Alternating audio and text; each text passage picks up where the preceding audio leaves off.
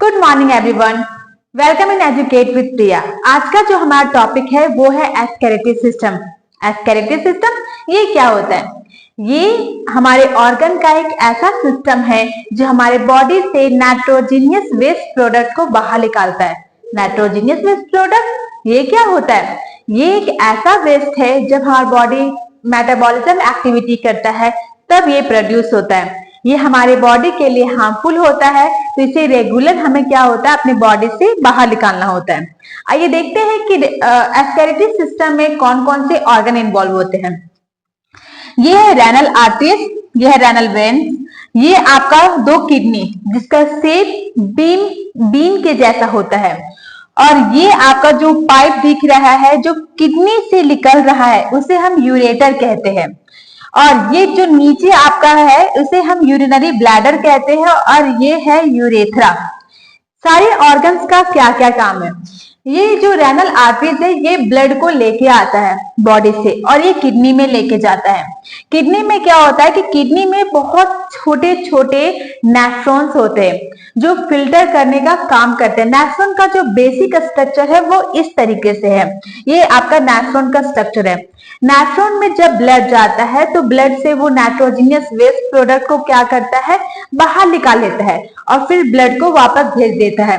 उसके बाद जब यहाँ पे जो नाइट्रोजीनियस वेस्ट प्रोडक्ट है जो जिसे हम यूरिन भी कहते हैं, वो यूरिन इस यूरेटर के द्वारा इस यूरिनरी ब्लैडर में जाता है और यूरिनरी ब्लैडर में ये स्टोर होते चला जाता है। जब ये यूरिनरी ब्लैडर भर जाता है तो हमारा तो आपका यूरिन पास हो जाता है।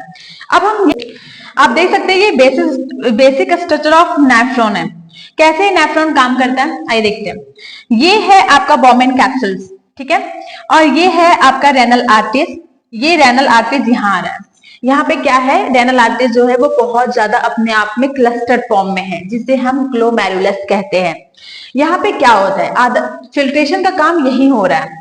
यहाँ क्या हो रहा है कि आपका जो ये बॉमेन कैप्सूल है वो जितने भी वेस्ट प्रोडक्ट है, नाइट्रोजीनियस वेस्ट प्रोडक्ट हो गया या अनडाइजेस्टेड ग्लूकोज हो गया, उसे अपने अंदर खींच लेता है, और जो उसे ब्लड बच गया वो वापस इस ब्लड इसके थ्रू यहाँ से वो बॉडी में वापस चला जाएगा। लेकिन क्या आप देख सकते हो कि ये जो आपका है वो इसके थ्रू ये जो है वो जा रहा है। क्यों? क्योंकि जब ये बॉमेन कैप्सूल्स वेस्ट प्रोडक्ट को या नाइट्रोजीनियस सब्सटेंस को अपने अंदर लेता है तो बहुत सारे ऐसे सब्सटेंस भी होता है जिसे अच्छे सब्सटेंस जैसे प्रोटीन हो गया, अमीनो एसिड हो गया, वो अपने अंदर खींच लेता है। तो जब यहाँ पे पहला प्रोसेस ग्लोमेरुलस फिल्ट्रेशन हो गया, लेकिन ऐसा लगता है कि नहीं, कुछ हमारा अच्छा चीज भी है वो वेस्ट में चला गया, या पानी की मात्रा जो है वो बॉडी में कैसा है इसके लिए ये क्या करता है, साथ में चलता है। तो जब इधर जाता है तो जो आपका अच्छे ग्लूकोज थे या फैटी एसिड था या अमीनो एसिड थे उसको रीएब्सॉर्ब किया जाता है कि नहीं ये चीज तो ठीक है, ये कैसे वेस्ट में चला गया, तो उसे वापस छान लिया जाता है। और नेक्स्ट और भी देखा जाता है कि आपका जो है वो बॉडी में पानी की मात्रा कितनी है।